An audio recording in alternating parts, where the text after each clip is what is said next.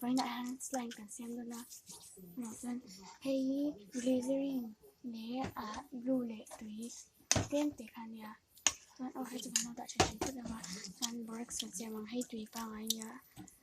dân hay works powder nha unspoon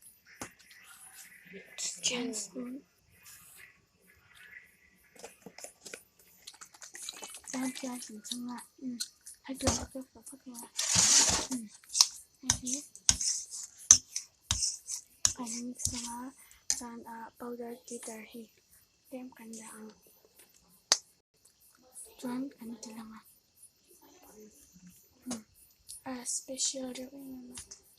yang glitter dân hi powder glitter khan ya dân cái là khan red chỉ cần tiêm orange red kan food color hi a deep chi nya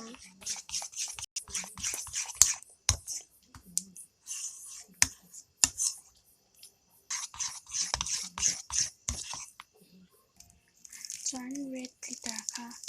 tem cần thì là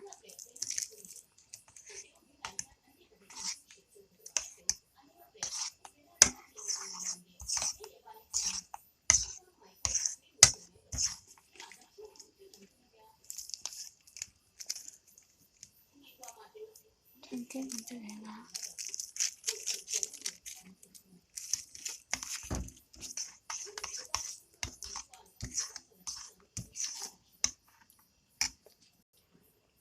dân theo vẫn cực tới cho nó có dân cần activate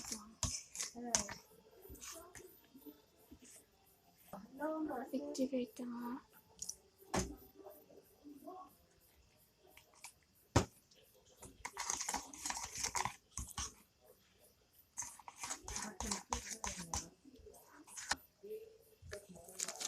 ra hay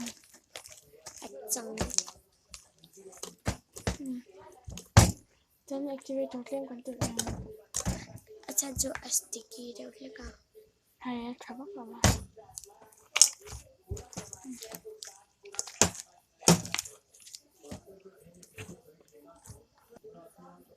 dân glycerin cần thì là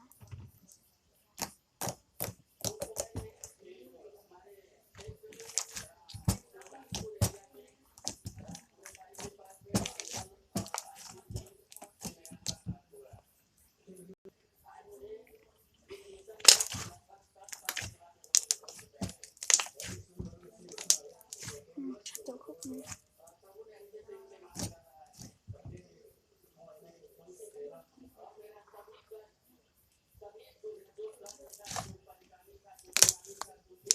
chan he bo hi ama kan siam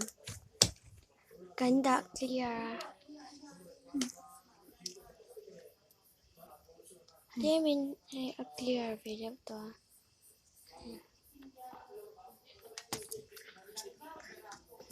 chan he to na ka slide siam bye video thar này cái này thì nha chan he video hi in lo like ka lâu subscribe section bên nha chan lo share don ya cái video này là phải cần lâu này